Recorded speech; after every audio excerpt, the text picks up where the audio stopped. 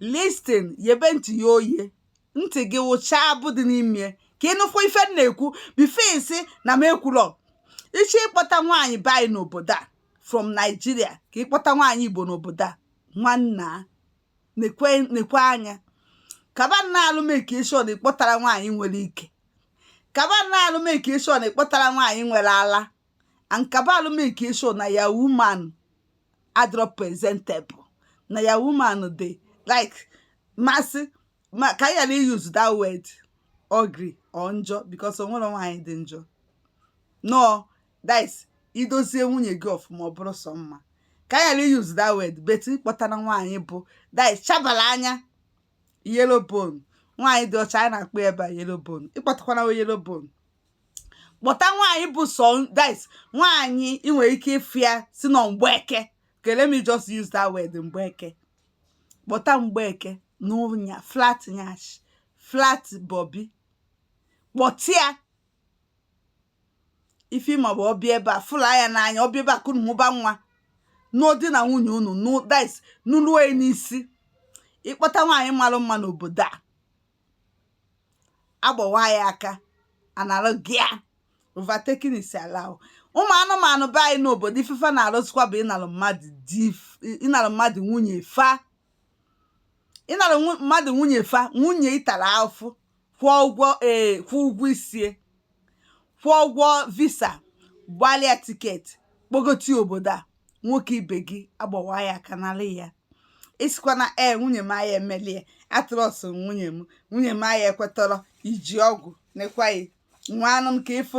ịnwagodu ka inene nwagodu ka inene fa nwere ike jide ọgwụ ịmalọ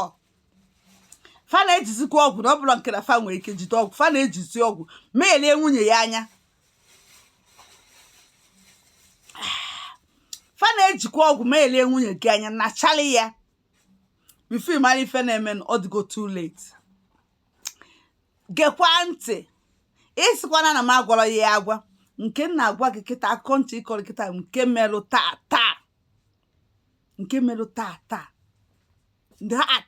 n'anya m na-abụ nwoke anọ jesed ọdọ ọ fụrụ nwaanyị ya na-efere mba ụwa wee jee fa wee kwute na faya na wee jekwa ụgwọ isi nwa wee kpọgote nwatakịrị bugodo sakatan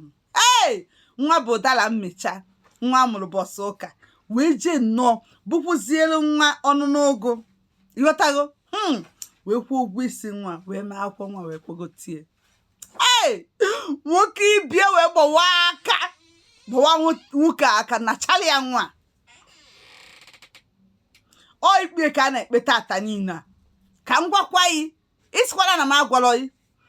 wọchịzi ya ife nke nwoke mee nke nwoke wee sị okay ka m na-agwa yi ka tata na-agwa yi ya nke nwoke abọchana ya na mmemme mụ taa ka m na-anụ ka na-ewetara ndị story but ife a mere bosa let's say within 3 months nke nwoke wee mee gịnị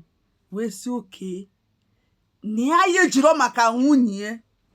wee gbuo nwoke ibie na ya manji maka nwunye wee gbuo nwoke ibie n'ife ọ bụ ebe ọ bụ na nwaanyị ya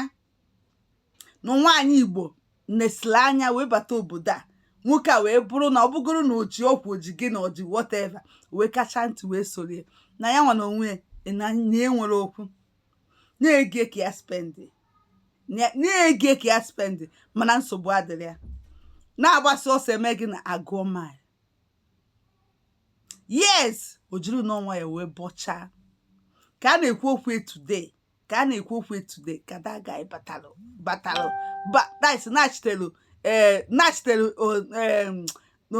obodo a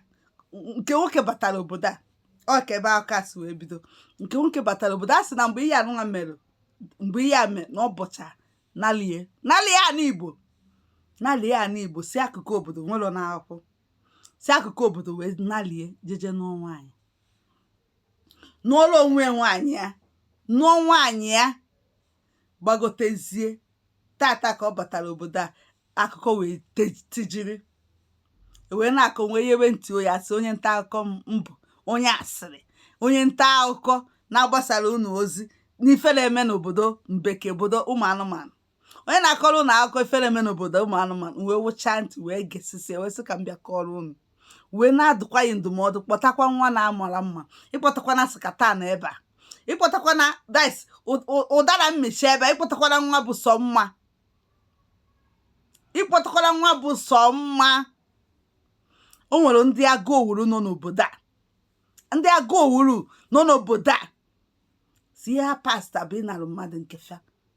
ịnarụ mmadụ nke ofifa pasta gị na fa ya kwa ma aka ka ndụ gị dịrị gị, ka isi ju oge oyi, ka espesisi n'imerụ ka ị ghara imere nwoke ibe gị. This guy je nụsịa nwaanyị na bai bata obodo a pịachikọrọ mee ọgbasakwara m na ọ chọrọ ịma dice na ole kụsa dị ya. Hey, wee nụ akụkọ wee na-eti asị m onye wetara ozi a na mfụ this guy na mma anị ya aka ise. In fact na mmegbuli ya efi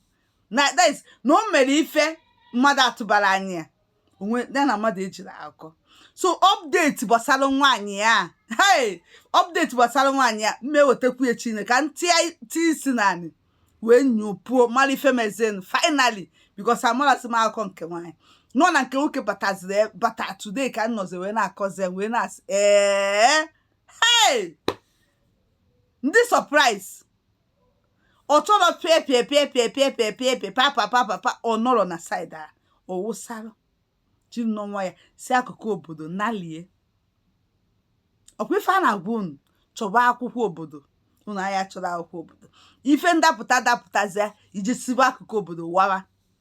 sikwa bụ akụkụ obodo wee batakwa ifuge beta ihe karịa mma. O mere ka o si wee dị ọsịsọ ka o wee mee gị ka o wee pịachikọrọ okwu. A sị na olu Naijiria wee gwa ndị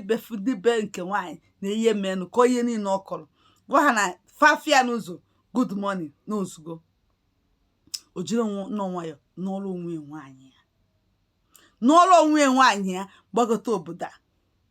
As we speak now, ọ na-akọwa na nwunye obere oge na nwunye ya atụkọ obodo a. Bete kedu ihe ilo n'okwu a? O kwesị ka nwunye batakwa ebe again, o kwesị ka nwunye batakwa ebe again, mana ya ejizi mgbagbu wee ya lọọ. Kedu ife ilo? Anọ m na comment section.